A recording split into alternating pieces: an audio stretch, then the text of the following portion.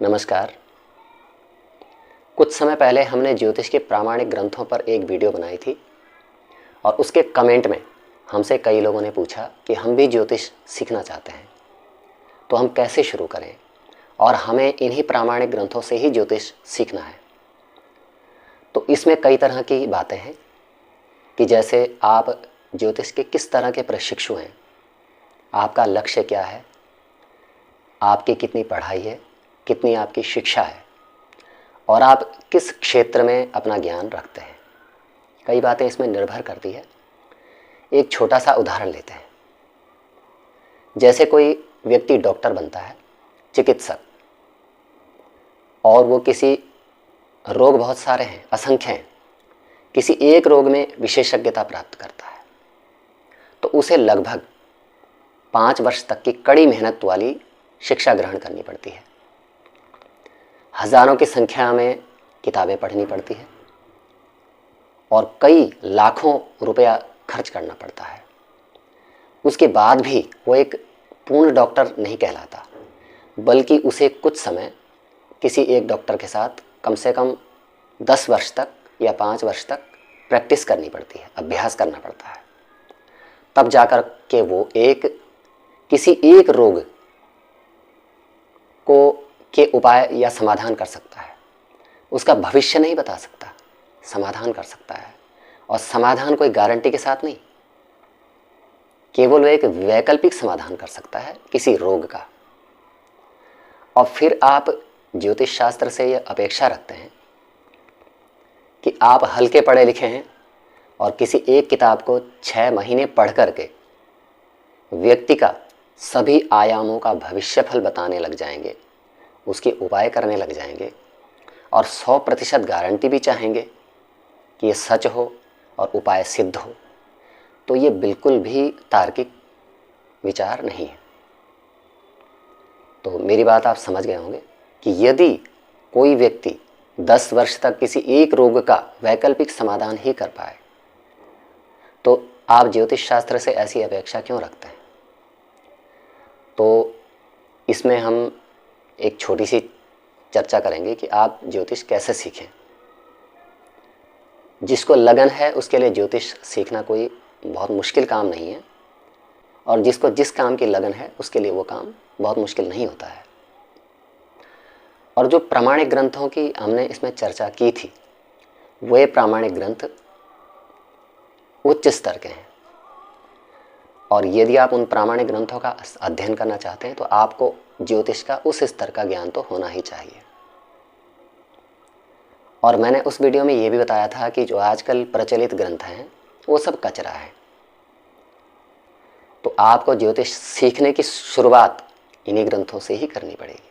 हमने भी इन्हीं ग्रंथों से की है, और इसका कारण यह है कि ज्योतिष की इस दुनिया में कोई प्रामाणिक पढ़ाई नहीं होती है। एक डॉक्टर की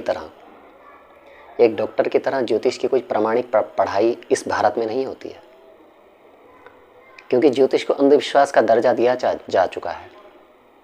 और कहीं ना कहीं अगर हम ऊंचे विचारों के हैं या बहुत ही साइंटिफिक सोच रखते हैं, बहुत तार्किक हैं, तो कहीं ना कहीं हम ज्योतिष को एक शक की नज़रों से देखते हैं।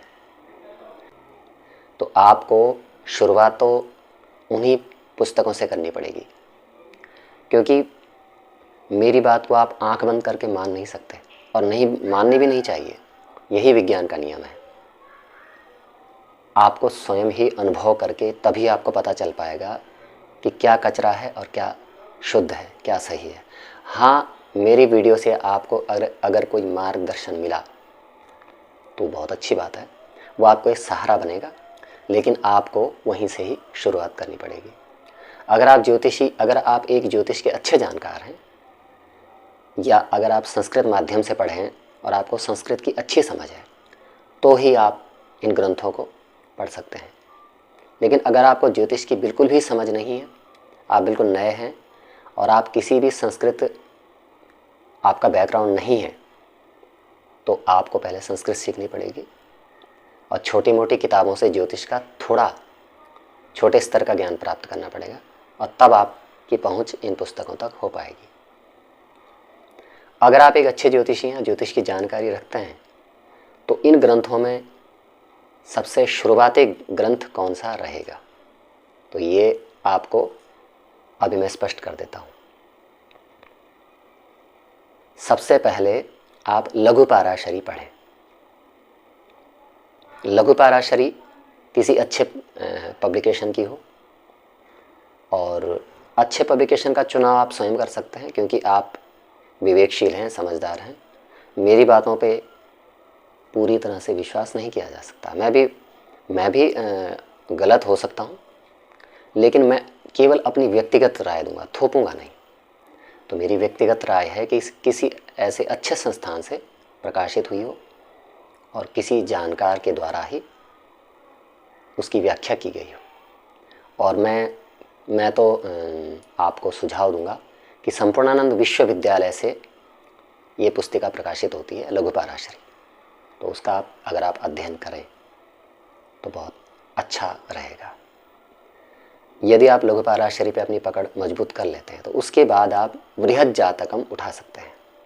बृहद जातकम वराहमिहिर की लिखी पुस्तक है, और बृहद जातकम संपूर्णानंद विश्वविद्यालय से प्रकाशित नहीं होती है। अभी तक उसकी वहाँ से कोई प्रति प्रकाशित नहीं हुई। तो ये प्रति आप कहीं अच्छे संस्थान से मंगा सकते हैं, और लगभग सभी संस्थान इसकी अच्छी प्रतियां निकालते हैं। बृहद जातकम के बाद, क्योंकि ये दोनों पुस्तकें थोड़ा इनको समझना थोड़ा मुश्किल है, तो ये समय काफ़ी लेगी आपका। ये नहीं कि आपने 5-6 महीने या 1 वर्ष अध्ययन किया और उसके बाद आपने अगली सीढ़ी चढ़नी शुरू कर दी। उसके बाद आप जब इन 2 पुस्तिकाओं को आप पूर्ण कर लें, फिर आप बृहद पराशर होरा शास्त्र छू सकते हैं। बृहद पराशर होरा शास्त्र काफ़ी विस्तृत ग्रंथ है, और इसको आप बहुत धैर्य के साथ पढ़ना होता है। भले ही आपको पूरी तरह से स्मरण ना हो, लेकिन आपको समझ हो जानी चाहिए कि ज्योतिष के नियम कैसे काम करते हैं और ज्योतिष में क्या है और क्या नहीं, ये निर्धारण आप कर पाएंगे।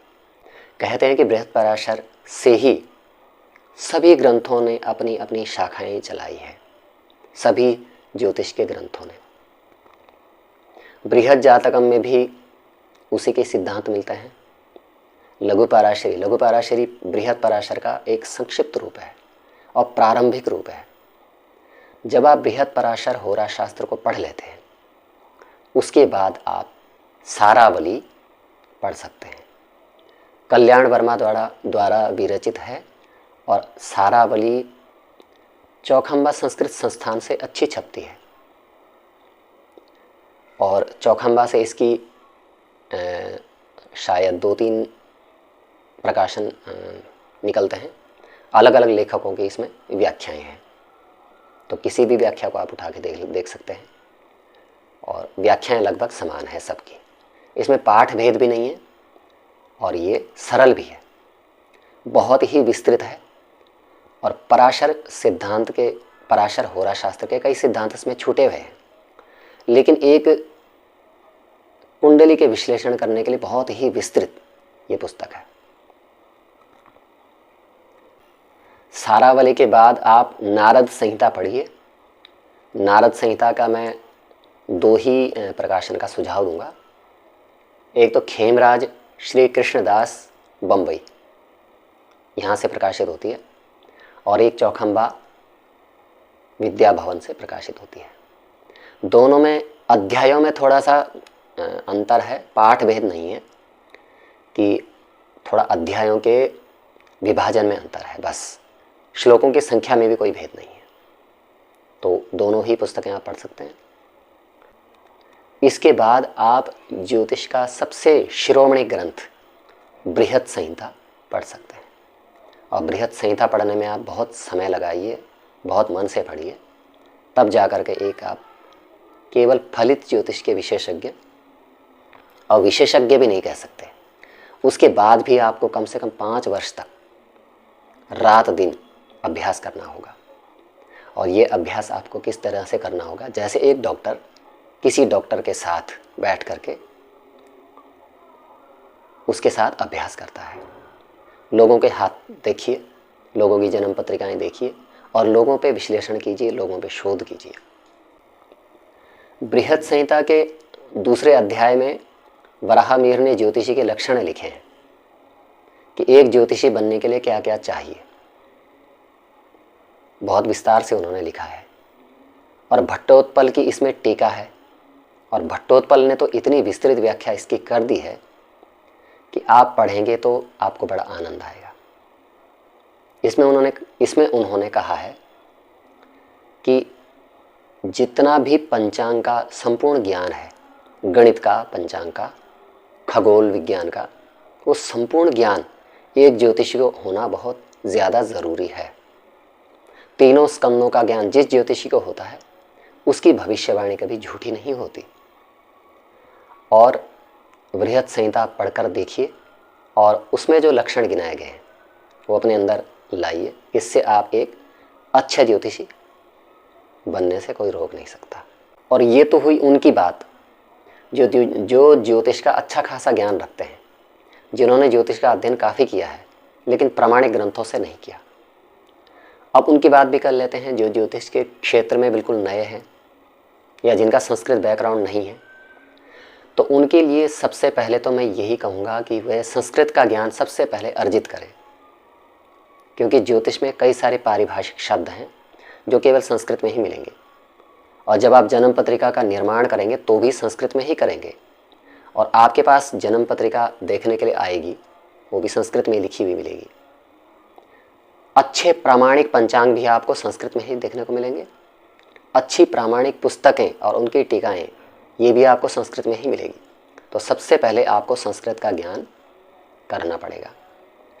और अगर आप समय की बात करें, अगर आप एक लग्नशील व्यक्ति हैं तो आप 1 वर्ष में संस्कृत का थोड़ा बहुत ज्ञान अर्जित कर सकते हैं इन ग्रंथों को समझने के लिए। तो 1 वर्ष आप संस्कृत में लगाएं। उसके बाद आप खगोल विज्ञान का ज्ञान प्राप्त करें, भारतीय खगोल विज्ञान। आजकल का खगोल विज्ञान नहीं, उससे आपको ज्योतिष से कोई संबंध नहीं है। भारतीय खगोल विज्ञान, और जैसे कि सूर्य सिद्धांत का अध्ययन कीजिए, सिद्धांत शिरोमणि, और पंचांग कैसे बनता है, पंचांग का निर्धारण कैसे होता है ये। और फिर आप जन्म पत्रिका निर्माण का ज्ञान प्राप्त कीजिए संपूर्ण रूप से। इसके लिए आपको गणित का ज्ञान अच्छा होना बहुत ज़रूरी है। तो पूरी लीलावती को पढ़ जाइए, पूरी लीलावती का ज्ञान प्राप्त कर लीजिए, वैदिक गणित का ज्ञान प्राप्त कीजिए और इसके बाद ही आप इन प्रामाणिक ग्रंथों को पढ़ने के अधिकारी होंगे। अब आप कहेंगे कि ये तो हमारा उत्साह ही भंग कर दिया। तो फिर तो आप अगर आजकल के ज्योतिषियों की तरह बनना चाहते हैं तो आप 3 महीने हल्की फुल्की किताबें पढ़ लीजिए और लोगों को बेवकूफ़ बनाइए। ये सबसे आसान तरीका है। रत्न बेचिए, मालाएं बेचिए, यंत्र बेचिए और झाड़ फूंक कीजिए, ताबीज़ दीजिए, लोगों के हल्के फुल्के वैकल्पिक भविष्य बताइए, काल सर्प योग दोष का बखान कीजिए, यही सब कीजिए अगर आप बहुत आसान रास्ता चाहते हैं। और अगर आप बहुत कड़ी मेहनत करना चाहते हैं तो तरीका यही है। आज की वीडियो देखने के लिए बहुत बहुत धन्यवाद। नमस्कार।